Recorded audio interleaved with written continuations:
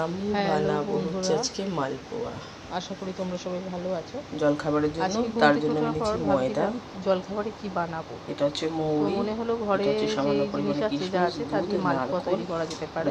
তেল আর তো চিনি, সেই জন্য আমি এটা ময়দা হচ্ছে টোটাল মোটামুটি ইনগ্রেডিয়েন্টস। 400 এটা গ্রাম, দিয়ে কারণ আমি আমার হচ্ছে বাড়িতে বানাবো হচ্ছে মেম্বার অনেক, মালপোয়া। তো সেই জন্য 400 গ্রাম ময়দা ময়দাটা আর 250 গ্রাম চিনি আর হচ্ছে গিয়ে তেল, নারকেল কোড়া, দুধ, কিশমিশ আমি ময়দা ফার্স্ট অ্যাড মৌরি, করব হচ্ছে, এটা দিয়ে আমি মালপোয়াটা বানাবো। 250 আগে পরিমাণ ময়দা চিনি। চিনিটা অ্যাড করে দিলাম, তারপর আমি অ্যাড করবো হচ্ছে তোমার গিয়ে নারকেল কুড়োনি,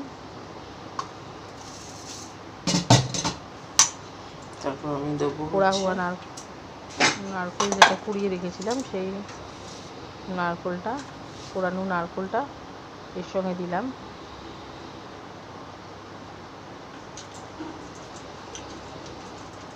নারকেল কোড়া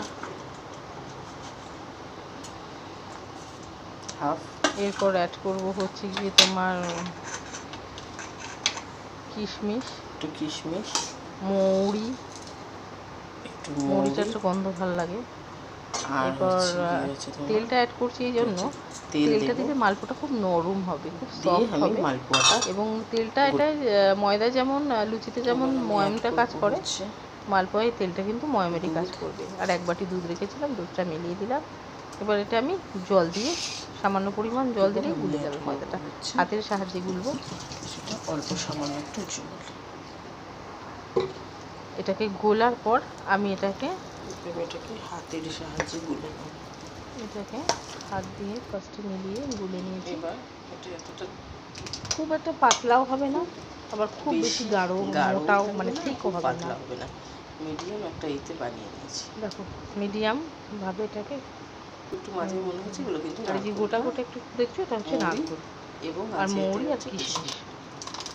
এটাকে আমি এবার মোটামুটি রেখে দেবো আধ ঘন্টা 45 মিনিট মতো রেখে দেবো।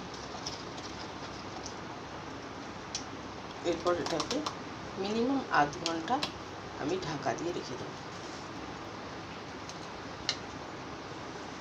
এটাকে আমি ঢাকা দিয়ে রাখলাম 1 ঘন্টা 45 মিনিট বাদে এটাকে আমি জাস্ট ফ্রাই করব।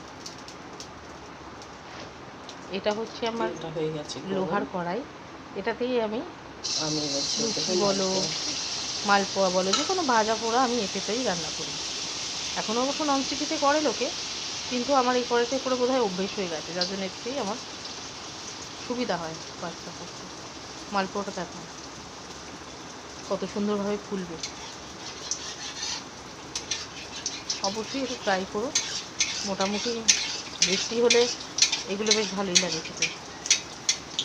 খুব একটা তেল ইউজ করি না, কারণ হচ্ছে যে আমরা একটু তেলটা কমই খাই খাবার। আমার চ্যানেলটা তোমরা একটু সাবস্ক্রাইব করো, আমাকে একটু কমেন্ট লিখো, খাবারগুলো খাই তো আমার ভিডিওগুলো একটু শেয়ার করো, একটু সাপোর্ট করো বন্ধুরা।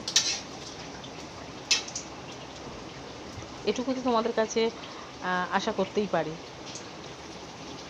আর তোমাদের কমেন্টগুলো লিখো কী টাইপের রেসিপি দেখতে চাইছো, আমি আমার যথাসাধ্য চেষ্টা করব। আর এই যে ভিডিওগুলো করছি এটাতে আমি মনে করি যে এটা আমার সৌভাগ্য। ভালো থেকো, টাটা, বাই বাই।